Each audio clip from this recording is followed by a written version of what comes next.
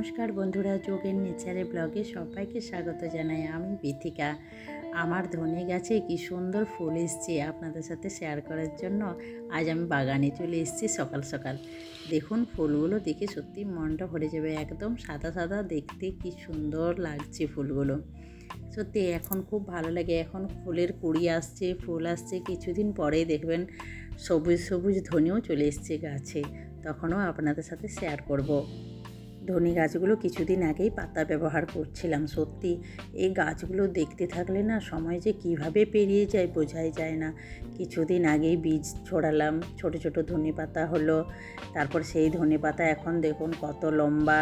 এরকমভাবে ধনে পাতাগুলো রান্নাতে ব্যবহার করছি একদিকে, আর একদিকে গাছ হয়ে বড় বড় গাছ হয়ে ধনে ফুল আসছে।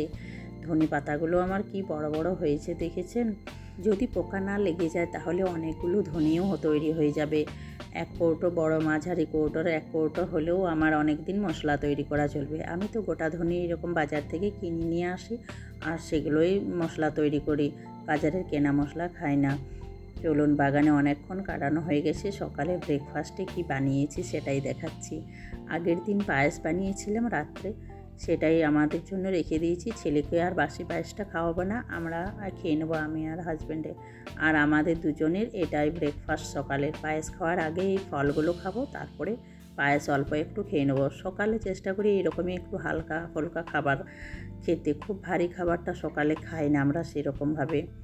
এতে অনেক কিছু সুবিধা হয়। আর ছেলের খাওয়ার জন্য তৈরি করছি। দেখুন আপেল কেটেছি আর কলা কেটেছি একটা মিক্সচার গ্রাইন্ডারে, তার সাথে দেব বাদাম ভিজিয়ে রেখেছি, সেই বাদামগুলো দেব। আর একটু খেজুরও ভিজিয়ে রেখেছি ওর জন্য। এগুলো ভেবেছি দুধের সর আর দুধ দিয়ে পেস্ট করে তারপরে অল্প একটু সুজি মিশিয়ে দিতে হবে। নাহলে ওকে যদি লিকুইডের মতন খেয়ে নিত তাহলে খুব ভালো হতো। ছেলে আমার খেলতে গেছে পাশের বাড়িতে, এখন একদম কথা শোনে না। যত পাশাপাশি 3টে বাড়ি আছে, ওকে সারাদিনে ওই 3টে বাড়ি ঘোরাঘুরি করতে হবে। ওই দেখুন ছাদের থেকে হাত বাড়াচ্ছে। আমি একবার করে ডাকাডাকি করছি আর একবার করে রান্না করছি। ভালো কিছু যে শেখাবো তার জন্য বাড়িতে থাকছেই না, সারা দিন বলছে এই জেম্মার ঘর ওই জেম্মার ঘর, এইরকমভাবে শুরু করেছে এখনও। ছেলেদের নেচার সব সময় চেঞ্জ হতে থাকে। দেখবেন এখন একটা কিছুতে মেতে আছে, তো কিছুদিন পরে সেটা আবার অন্য একটাতে মেতে আছে। ওই দেখুন দুজনে খেলা করছিল, আবার একজন পড়েওছে, খুব চিৎকারও করছে শুনতে পাচ্ছি। আর আমি ডাকছি, ছেলে কিছুতেই আসছে না। আমার দুপুরের খাবার কি কি রেডি করেছি দেখুন। এই করতে করতে ছেলেকে স্নান করানো, রান্না করা সব কিছু হয়ে গেছে। আমার হাজব্যান্ড খেয়ে চলেও গেছে। মাছ করেছি, করলা ভাজা করেছি, ডাল করেছি ধনেপাতা দিয়ে, বাঁধাকপি করেছি, তারপরে শিম ভাজা করেছি। এখন মা আর ছেলে খাবো। হাজব্যান্ড 11:30টার মধ্যে খেয়ে চলে গেছে। আজ ওর মাধ্যমিকের খাতা দেওয়া আছে। দুপুরে খাওয়া দাওয়ার পর ছেলে ছাদে খেলতে গেছে। কেমন করেছে? ওর বাবাকে রাস্তায় দেখে কীরকম চিৎকার করছে দেখছেন। ওর বাবার খাতা নিয়ে ফিরছে এখন। মাধ্যমিক উচ্চ মাধ্যমিক দুটোরই দায়িত্ব পড়েছে এই বছর খাতা দেখার।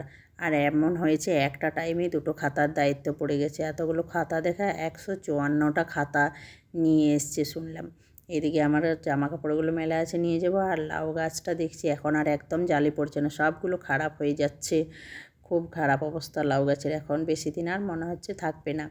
আর ছেলের এখানে খেলাধুলাও চলছে। আমি আজ সন্ধ্যেতে ওর জন্য ভেবেছি রাঙা আলুর মিষ্টি তৈরি করব। পান্তুয়ার মতো মিষ্টি হয় না, খুব ভালো মিষ্টিটাই তৈরি হয়, কিন্তু অল্প একটু নরম ভাবটা বেশি হয়। এই দেখুন রাঙা আলু অনেক দিন নিয়ে আসা হয়েছে আলুগুলো, কিন্তু আমি সেই রকমভাবে তৈরিই করতে পারছিলাম না। আজ করব কাল করব করে করে দেরিই হয়ে যাচ্ছে। প্রথমে এগুলো পরিষ্কার করে ধুয়ে নিয়েছি, তারপরে এরকমভাবে সেদ্ধ করতে বসিয়েছি। খুব সহজে এরকমভাবে সেদ্ধ হয়ে যায়। আর আমি এটা প্রেফার করি কেন, কারণ জলটা ফেলে দিতে হয় না সেদ্ধ করার পর। আর দেখুন কত সহজে কত তাড়াতাড়ি সেদ্ধ হয়ে গেছে। আমি এদিকে চিনি আর জলটা রস করতে বসিয়েছি। 1 কাপ চিনি নিলে 1 কাপ জল, এরকমভাবে পরিমাপ করেও আপনারা মেশাতে পারেন। তারপর কিছুক্ষণ ফুটিয়ে নিলেই হয়ে যাবে। তারপরে অল্প একটু ঠান্ডা হয়ে গেলে এটা ছাড়িয়ে নিন। তারপর ভালোভাবে ছাড়িয়ে চটকে নিতে হবে। এটা একটু নরম নরম হয়। অল্প একটু বেশি করে আটা মিশিয়ে দিলে ভালো মিষ্টি তৈরি হয়ে যায়। খুব ঠান্ডা হওয়ার পর বা পরদিনে ভালোভাবে বোঝা যায় মিষ্টিটা। খুব সুন্দর হয়েছিল মিষ্টিটা। আমি এখানে আটা 2 চামচ দেখালেও আপনারা তারপরে দিয়েছিলাম 4-5 চামচ দিয়েছিলাম। অনেকটা আটা, বরং 5-6 চামচ আটা দিলেও দেখছি খুব একটা খারাপ হবে না।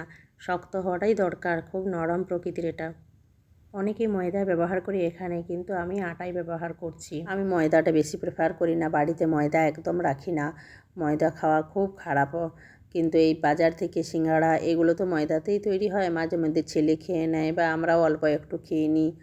ওর বাবা আমার হাজব্যান্ড খায় না, আমি অল্প একটু টেস্ট করি। চটকে নেওয়ার পর অল্প একটু ঘি নিয়েছি, হাতে ঘিটা নিয়ে খুব হাতে লেগে যাচ্ছে, মানে চটচটে জিনিসটা তো আলুর, তাই এটাতে পাকানোর জন্য একটু কষ্ট হচ্ছে পাকাবার সময়। এরকমভাবে গোল গোল বানিয়ে নিলেই হয়ে যাবে। ভাজার পর সময় কিছুই বোঝা যাচ্ছে না, প্লেন হোক বা না হোক, হাতে অল্প একটু লেগে যাওয়ার জন্য খুব একটা প্লেন হয়নি, কিন্তু দেখছি ভাজার পরে ঠিক হয়ে যাচ্ছে, সবগুলোই একই রকম দেখাচ্ছে।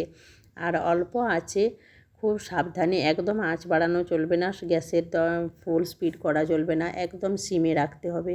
আর এদিকে রসটা আমি অল্প একটু গরম করে নিচ্ছি, আগেই রসটা তৈরি করেছি। আর এই দেখুন এইরকমভাবে ভাজার পর ওইগুলোকে কেড়ে রসে দিয়ে দিলেই হয়ে গেল। মিষ্টিটা করার পর যত ঠান্ডা হবে তত ভালো হয়। গরম গরম খাওয়ার থেকে আমি দেখলাম ঠান্ডার পরে খেতে বেশি ভালো লাগছে। একে একে এগুলো সব ভেজে নিই, ছেলেরও খুব ভালো লাগছে খেতে। বন্ধুরা, ব্লগগুলো দেখতে কীরকম লাগছে কমেন্ট করবেন, আর ভালো লাগলে লাইক করে একটা সাবস্ক্রাইব করবেন। চলুন, এই লাস্টের মিষ্টিগুলো দুটো আছে, এই দুটো হতে হতে আমি ছেলের জন্য একটু ঠান্ডা হয়েছে, ওকে একটু খাইয়ে দেখি। ওকে কোনো জিনিস নতুন খাওয়াতে গেলে বা কোনো জিনিসও প্রথম চান্সে খায় না, বারবার মাথা ঘোরাতেই থাকে। আজ অল্প একটু ট্রাই করেছি, অন্য কোনো দিন আবার একটু বেশি করে ট্রাই করব মিষ্টিটা।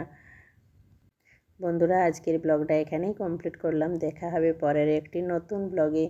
যোগা করুন, সুস্থ থাকুন। দেখেছেন ছেলের নাখড়াবাজি, প্রথম চান্সে কোনো খাবার খাবে না, ওকে মাথা ঘোরাতেই হবে। কেমন হয়েছে? কেমন হয়েছে দেখাও হাতে। ওরকম